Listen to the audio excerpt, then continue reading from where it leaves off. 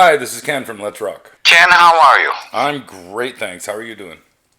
I'm getting there.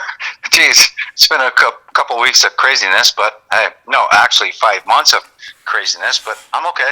Yeah, 5 months. It has been 5 months, hasn't it? March, April, May, June, July, August. We're going on 6. Isn't that crazy? Yeah, it's nuts. How are you handling it? Well, frustrating and excited at the same time. So we're charting. Like, look at us. We're charting. We are charting. It's incredible, isn't it? It's I don't know how to say it, Ken. It's unheard of. What was it? Almost 20 years ago you had a song on the charts? I don't know if it was 20 years. Geez, don't even go there. Geez, 20 years sounds so freaking long.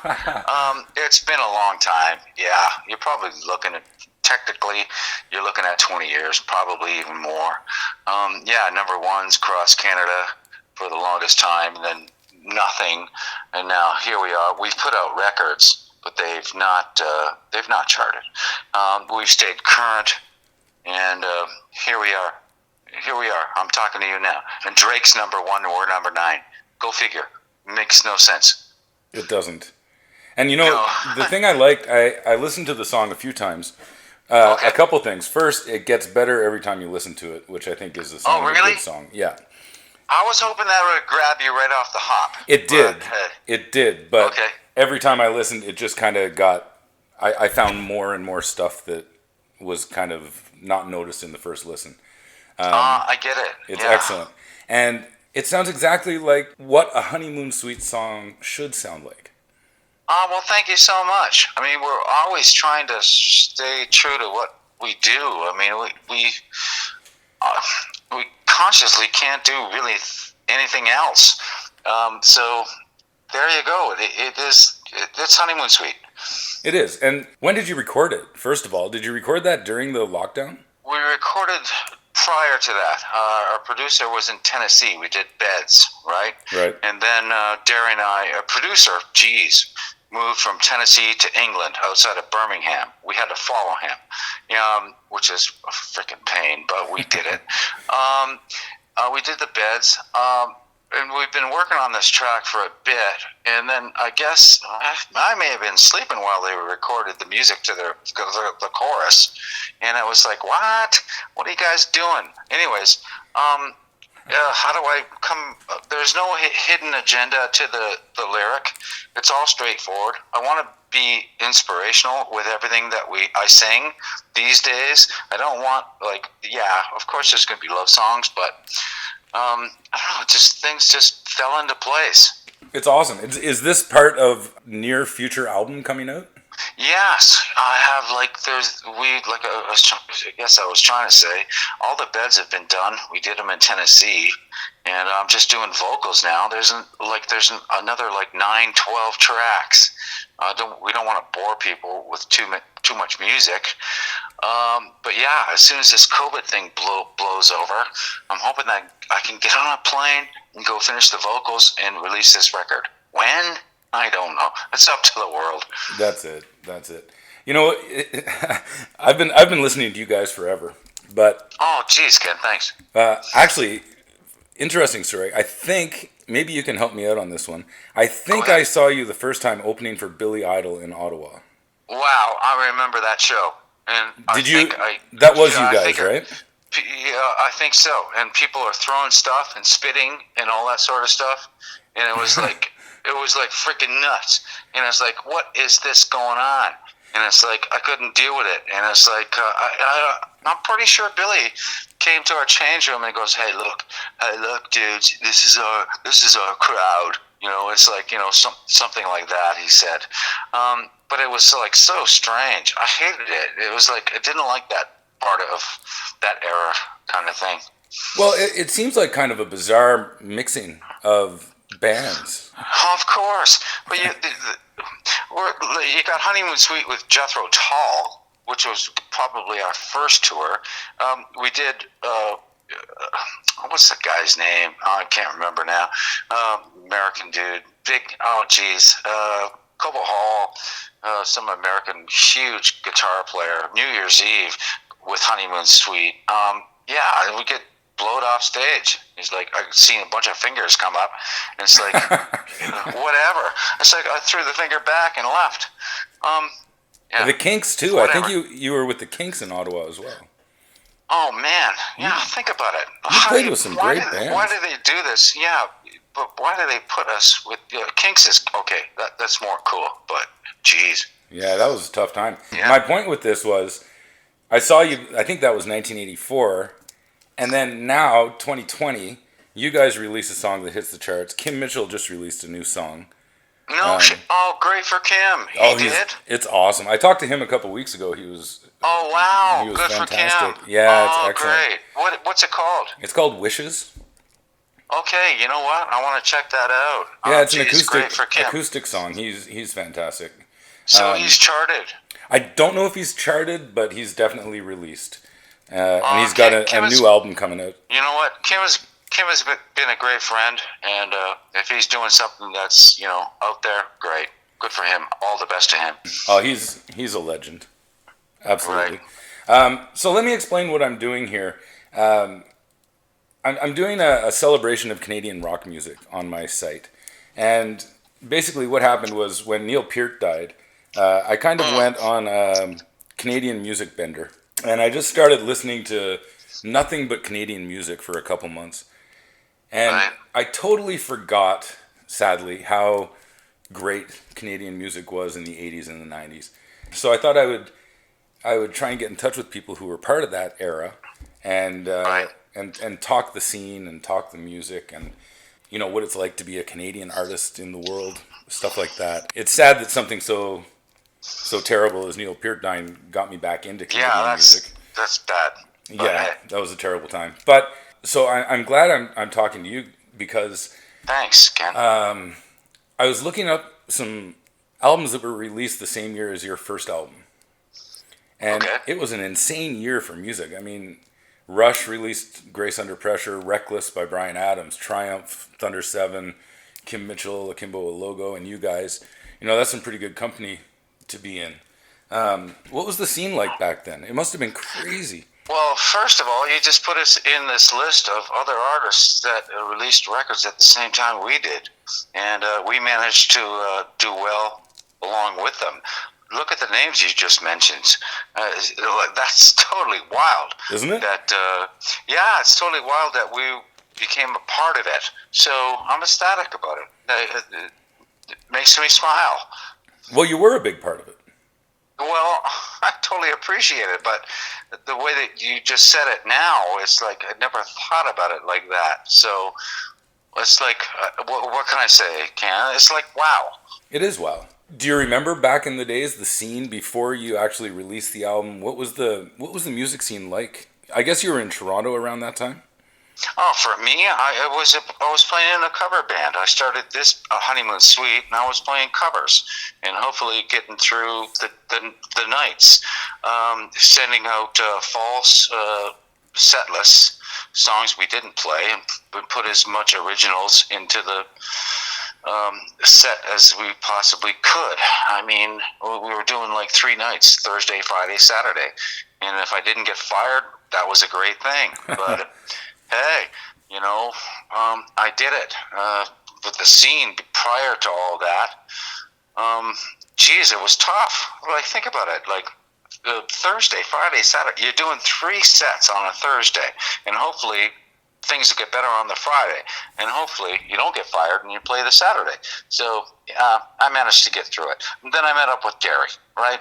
Gary Grant. Right. And he had some great songs. I did too. Mine got kiboshed, whatever. And I went with the best of songs. And I can say to any musician out there, sometimes it's almost a talent just to shut up, say this is better. That kind of goes against the whole lead singer's disease, doesn't it? Yeah. Well, I didn't want to be. I wanted to sing the best songs that there were, that is on the plate. The lead singing thing. Oh, geez, it's a pain. If I come back, if there's such thing as reincarnation, and I'm not coming back as a singer, I'll come back as a bass player or something. Just something a lot less stressful, and It must be tough every night doing that. I saw you, I don't know, 2 years ago maybe at the Brass Monkey in Ottawa. And oh wow, I think I know it. That was a small, sweated, freaking show. oh my God, it was so hot. It was ridiculous. Jeez, But I know it. the thing that surprised me the most was not only how much fun you guys seem to be having, but also how good you sound after all these years. And I've Oh, talked to a geez, lot Ken, of thanks. singers who they kind of they start to lose their voice as they get a little older, and you seem to have it straight up. Yeah. Well. Yeah. How do you do Once it? I start, you got to stay healthy. Um. You know. You just stay healthy, and I don't know what else to say other than that. When it comes time where my voice starts to cack out, it's time for me to go. But right now, it's in top form, so I'm going to keep it that way. And I think the fans and stuff who come see the band need to hear that. So I don't know what else to say. Yeah, it must be tough to be. That's a tough gig. That's a tough gig. So good on you. The other thing I did want to talk about was it did seem at the Brass Monkey 2 years ago that you guys were having more fun than ever, and more fun than a lot of bands that I've seen in the last little while. Wow. Is it still that big of a thrill to get on stage every night? Yes, it is for us. I mean, we take each show personally, but then again, there's the crowd, right? There's our fans in front of us. There's that energy that comes from them to us that translates. So that's the way it works. If we're not having fun, we're not gonna do it. It's not worth it. No. And it makes you wonder also, you said you have a new album coming out. Is it Yes. worth it these days to release new music or an album? Well, look at it. We just released "Find What You're Looking For." It's charted, so go figure. Right, but It's nuts. But I mean, the music industry is a whole lot different now than it was 20, Yeah, but 30 so years what? ago. But so what? Like I've been in interviews and stuff like that, and I'm telling Newfoundland was really close to me, not so far in the distance, but I just did an interview there, and I said, "Hey, play our new songs." And yeah, you know what, Johnny? We're gonna make a certain episode or whatever for new songs. Yeah, it's got to come back. I mean, we can't be put in this category where we're this classic rock band and constantly playing the old stuff. We have new stuff. We've been current. We've been doing our thing. Please play our new songs. It's a different landscape though, so it's hard to get that. I hope it works. I do. I mean, in Ottawa, there's a couple stations that you can be played on, and I hope they pick up on it. I really do. Well, Ken, thank you, but there already are. Look at the charts, right? So Is that all based on radio play? I'm not sure, but on radio, the Canadian National Radio Airplay Billboard, it's number 36. On mainstream, it's number 26. So that means that it's getting spinned. Yep. This whole thing needs to be changing. I don't know whether it's because of COVID and everybody is sitting around listening to music now, but it's starting to chart, and that's huge for us. It's fantastic. Crazy. It's fantastic. It's nuts, Ken. We need more rock and roll Yeah, there you go. all the time. I have a few questions from my daughter. This is something that I like Your to do. daughter. Yeah. Okay, you know what? Before you go on about that, when we get on stage, sometimes our demographics or whatever you want to call it, I'm seeing older people, and then in the front row, I'm seeing 8-year-olds, 12-year-olds. And it's I gotta stop in the middle of a song and go, "Hey, how old are you?" "I'm 8 years old." And it's geez, crazy. Okay, go on with your question. Jeez. Well, That's nuts. it's something I've been trying to do since my daughters were born, is pass on the music that I like Oh, well, this is what's happening, and it's like so cool. Unfortunately, my daughter Oh, hates rock and roll music. she hates it. She Okay. hates it. Well, she grew up in Korea, and she's a big K-pop fan, so Okay. it's hard to get Whatever her. that is. Korean pop music, it's very formulated. It's I nothing get it. special. I get it. Okay. Well, she doesn't like us. There you go. Well, I mean, she listens to the music and she says, "Yeah, it's good," but she doesn't listen to it like a Right. fan. But she does watch the videos and she does have questions. And I've asked a few people questions from her, and they always get a kick out of them. So I thought I'd try a couple with you. Go ahead. Her favorite is, what do you do on stage when you make a mistake? I give the microphone to the crowd, and they sing it, especially for the words. If I screw up and my brain goes blank, I take my microphone away from me and give it to somebody in front of me, and they sing it. Nice. That always. I like that. Most people say Well, they always they blame one it of the guys happens. in the band. No, geez, no. You got the people in front of me. I got the people right in front of me singing the track. It's like if I screw up and I go blank, I just here's the microphone. Go sing sing it. That's And awesome. they do. And they do, for sure. You know, and it's like, I'm kind of like, I wouldn't say working, but they're there. I'm here. Sing, please. What music do you listen to that might surprise people? As a rock and roll performer, is there any music that's kind of outside that? What's killing me now is like since I've been home for so long, I've been watching movies, and there's this. I don't know if it's there's this. Is it whatever? It's called The Promise. It comes on HBO, and it's cool. And I've become this Chris Cornell sort of fan. Like that, whatever this guy sings, I love, and yeah, that's really close to me. It's called The Promise, and it's from Chris Cornell. And like, I never realized I liked him so much as a singer. He was something special. Yeah. Yeah. Like this movie, the Promise is like 2 hours long, and I have to sleep these days with something going on, like on TV or whatever. And this movie going on and on and on, and then suddenly, I don't know. I guess I dozed off, and then the credits come up, and then I heard this voice, and it was like Richie. Richie. I thought it was Richie Kotzen. But then I had to get up and get my magnifying glass and go through the credits, and it was Chris Cornell. So there you go. You know, I interviewed Richie Kotzen once, and I mentioned that. Are you serious? Oh, I love gee, Richie Kotzen. What a fan I am of him. Like, Have you heard his wow. most recent release, 50 for 50?